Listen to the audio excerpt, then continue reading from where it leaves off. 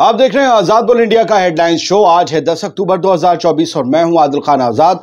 दुनिया के सबसे बड़े अखबारों के जरिए चुनी गई सबसे बड़ी खबरों में आज आप देखेंगे अमेरिका से इजराइल को मिली परमिशन, ईरान पर होगा बड़ा हमला। इजरायली डिफेंस मिनिस्टर ने किया बड़ा दावा, कहा हमारा बदला ईरान को चौंका देगा। ईरान की वार्निंग पर अरब ममालिक ने भरी हामी, हमले में नहीं होने देंगे अपने जमीन और आसमान का इस्तेमाल। सऊदी क्राउन प्रिंस से मिले ईरानी फॉरेन मिनिस्टर, गजा लेबनान को बचाने पर हुई ठोस बातचीत। इजरायली फाइनेंस मिनिस्टर स्मोट्रिच ने जाहिर किया खतरनाक इरादा, निशाने पर जॉर्डन, सऊदी अरब, मिस्र और सीरिया की जमीनें। और रूस का बड़ा दावा, कहा यूक्रेन को वेस्ट ने भेजे केमिकल वेपन। चलिए शुरू करते हैं बड़ी खबरों का ये सफर। पहली हेडलाइंस रॉयटर्स के हवाले से, जिसमें लिखा है gulf states must not allow use of air space against Iran. Iranian official से ईरान ने खाड़ी के देशों को इजरायली हमलों के लिए अपनी हवाई क्षेत्र के यानी अपनी एयर स्पेस के इस्तेमाल के खिलाफ अब ऑफिशियल वार्निंग दी है। पहले एक ऑफिशियल ने दी थी, अब यह सरकार की ऑफिशियल वार्निंग है। ईरानी फॉरेन मिनिस्टर अरागची ने इस मुद्दे पर बातचीत के लिए गल्फ यानी कि खाड़ी यानी कि खलीज इसका दौरा किया। आप तीनों नाम से जानते होंगे। खाड़ी के ममालिक ने, खाड़ी के देशों ने ईरान से वायदा किया है कि वो होम्योपैथिक की गोली की तरह बने रहेंगे, जिसका अगर फायदा नहीं पहुंचा तो नुकसान भी नहीं पहुंचेगा। यानी गल्फ कंट्रीज न्यूट्रल रहेंगी, वो ना तो ईरान का साथ देंगी और ना ही ईरान के खिलाफ किसी और का साथ देंगी। एक बात और है, खाड़ी के जो तेल उत्पादक यानी कि ऑयल प्रोड्यूसर मुल्क हैं, इन्होंने ईरान पर हमले को भांपते हुए अपना प्रोडक्शन बढ़ा दिया है, तेल ज्यादा निकालना है। यानी उन्हें अमेरिका से सिग्नल मिल चुका है कि ईरान पर इजराइल का हमला होकर रहेगा। अब हेडलाइन शो है तो थोड़ा थोड़ा बताना पड़ता है, वरना खाली हेडलाइन पढ़ के निकल गए तो कोई भी पढ़ सकता है, पूरा आर्टिकल पढ़ते हैं तो जानते हैं। खैर, दूसरी खबर बीबीसी की है और ये खबर बताती है कि इजराइल 1 अक्टूबर को हुए ईरान के मिसाइल हमले के पलटवार की तैयारी कर रहा है। इसी सिलसिले में इजरायली प्रधानमंत्री, Israeli prime minister Benjamin Netanyahu ने बुध की रात अमेरिकी सदर जो बाइडेन और वहां की जो वाइस प्रेसिडेंट हैं और प्रेसिडेंट की रेस में है अब कमला हैरिस, उन दोनों से फोन पर बातचीत की नेतन्याहू ने। अगस्त के बाद गालिबन ये बातचीत हुई है। ये बातचीत करीब 30 मिनट तक चली।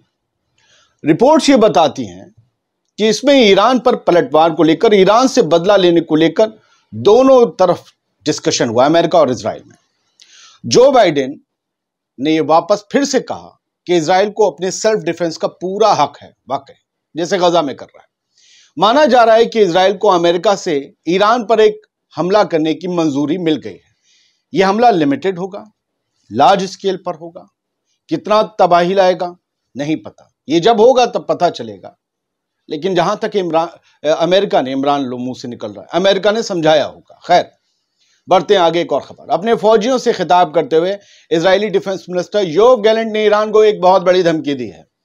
गैलेंट बाबू ने कसम खाई है कि तेहरान जो गलती कर चुका है 1 अक्टूबर को, उसकी कीमत उसे चुकानी पड़ेगी, बदला लिया जाएगा। गैलेंट साहब फरमाते हैं कि इजराइल का हमला बहुत खतरनाक होगा, सटीक होगा और हैरत अंगेज होगा। ईरान समझ नहीं पाएगा कि उसके साथ क्या हुआ, कैसे हुआ। दोस्तों, ये वही योव गैलेंट हैं जो कुछ लोगों के लिए मर चुके हैं। ये वही योव गैलेंट हैं जिन्होंने ईरान के हमले से पहले भी शेख चिल्ली की तरह बड़ी बड़ी बातें करते हुए कहा था कि ईरान की एक भी मिसाइल हमारे एयर डिफेंस को पार नहीं कर पाएगी, भेद नहीं पाएगी। अब वही गैलेंट हैं, एक बार फिर बड़ी बड़ी बातें कर रहे हैं। देखते हैं क्या होता है आगे। हिजबुल्लाह ने बड़े हमले किए हैं, चलिए उसका भी रुख कर लेते हैं। हिजबुल्लाह ने जबरदस्त तरीके से इजरायली सेटलमेंट्स पर रॉकेटों की बारिश कर दी है। Showers Israeli settlements with rockets. 9 अक्टूबर की ये 10 अक्टूबर की ये खबर है, माफ कीजिए आज 10 हो गई। और ये कहा है कि इन सेटलमेंट्स में लोगों के घरों में तबाही मची है। ये तबाही वैसी ही कुछ है जैसे कि गजा और लेबनान में इजराइल मचा रहा है, हालांकि उससे कम लेवल की होगी क्योंकि वो बड़े बड़े बम मारते हैं और अमेरिका से मिले हैं ना। इजराइल के साथ अमेरिका है, इन लोगों के साथ नहीं। इनके साथ अमेरिका हो जाए वही बात हो जाएगी। इन्हें कह दें अमेरिका सेल्फ डिफेंस का तुम्हें हक है, हाँ हम हैं तुम्हारे साथ, नहीं कहेंगे। इन्हें सेल्फ डिफेंस का हक नहीं है। हिजबुल्लाह रिपेल्स इंट्रूजन्स, ठीक है। The Islamic resistance in Lebanon Hezbollah announced Wednesday a new series of operations it's fighters carried out.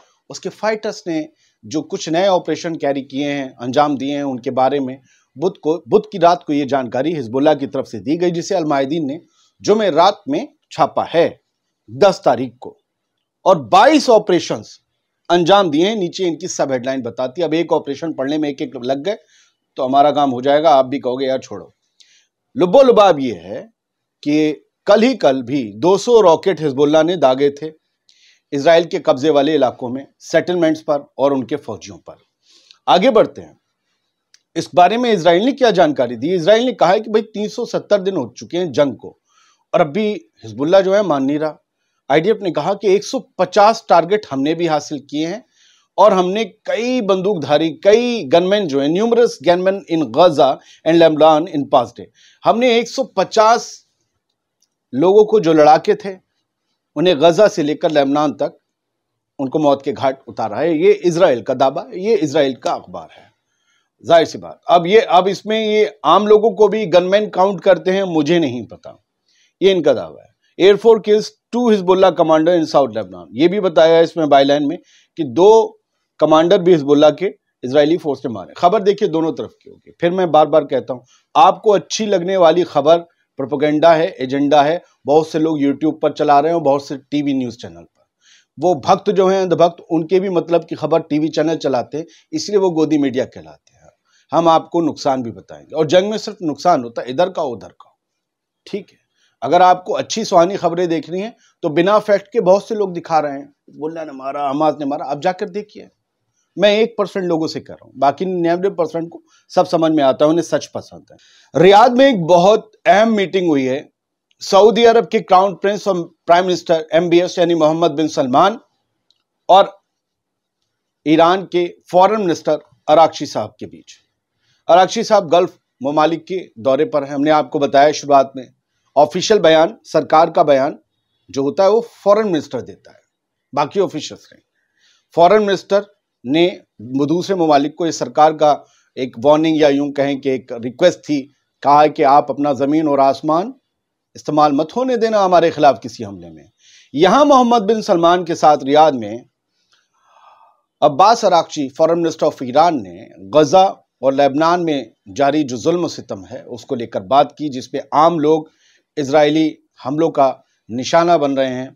गजा में जंग नहीं, 370 दिन से एक जुल्म जारी है, जिसमें 42,000 आम लोग जान गंवा चुके हैं, जिसमें 16,000 बच्चे, 11,000 औरतें। इन्हीं सब चीज़ों को लेकर बहुत ठोस बातचीत हुई। आप याद रखिएगा, सऊदी अरब में कोई भी बातचीत हो या ईरान में भी इंटरनली, वो बाहर नहीं आती। मीटिंग बहुत ज़बरदस्त रही, ये ज़रूर बताया गया। पूरे रीजन में जिस तरीके से इजराइल एक बड़ा खतरा बन रहा है, उसको लेकर भी अराक्ची ने सऊदी अरब को आगाह किया है। अब देखते हैं कि सऊदी हुक्मरान क्या करते हैं। वैसे तो कुछ कर ही नहीं रहे। 1 साल हो गया, गजा के लिए एक बार भी मजबूती से नहीं बोले। बस ये कह दिया हम डील तब करेंगे जब फलस्तीन को 2 स्टेट वाला सॉल्यूशन के तहत एक अलग दर्जा मिल जाएगा। अरे उससे छोड़ो, पहले फलस्तीनियों को बचाओ, कुछ तो लड़ो यार, लड़ते हुए तो दिखो। आपको मुस्लिम वर्ल्ड का रहनुमा भी कहलाना है, आपको सुन्नी वर्ल्ड का भी रहनुमा कहलवाना है। आप सुन्नी शिया ही कर लीजिए तो फलस्तीनी सुन्नी है, लड़ लीजिए, एक बार तो ठोस लड़ लीजिए। देखते हैं कि वेस्ट आपसे ताल्लुक बिगाड़ता है नहीं बिगाड़ता है, लेकिन आपको तो ताल्लुक इजराइल से वसी करने हैं। दुनिया भर की लानतें मनामतें होती हैं। मैं ये कहना नहीं चाहता बीइंग एन का, लेकिन आप तक ये खबरें पहुंचती होंगी। सऊदी और बाकी जो अरब ममालिक हैं, उनके रहनुमाओं को सोचना चाहिए, ये 42,000 लोग कौन थे? आपकी तरह अरब जुबान बोलते थे, वो रोकर भी, गिड़गिड़ा कर भी कुछ कहते होंगे तो हमसे ज्यादा आपको समझ में आता होगा।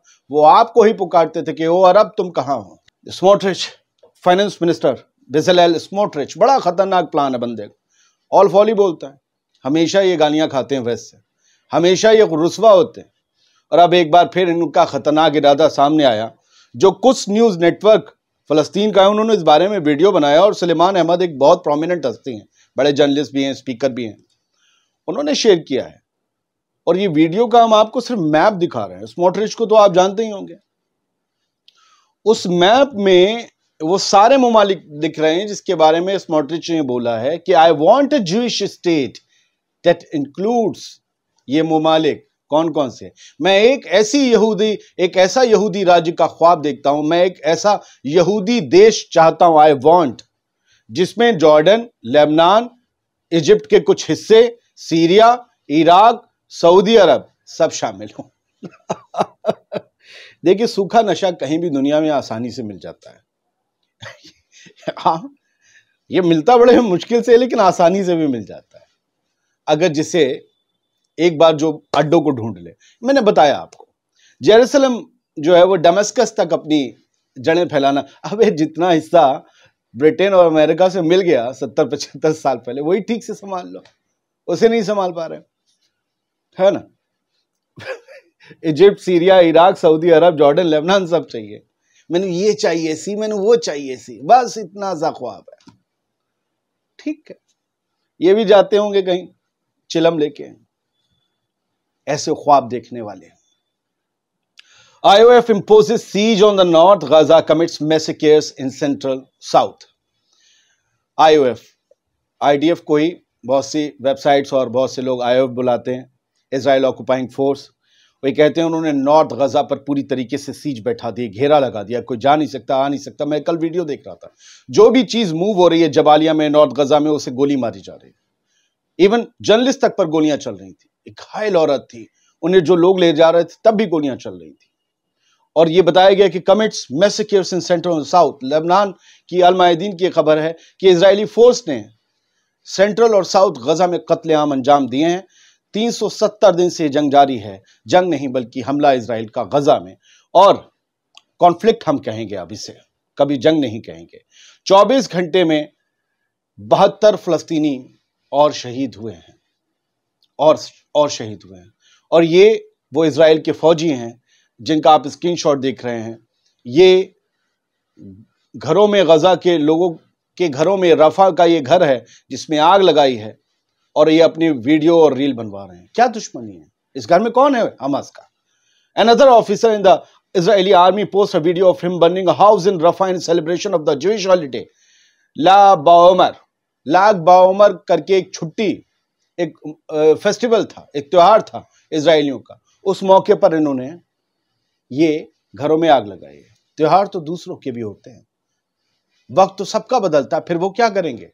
क्या ये सब आज के दौर में नोट नहीं हो रहा? इस तरीके से बाज आना चाहिए। ऐसे फौजियों पर इजराइल को या दुनिया के किसी और को एक्शन लेना चाहिए।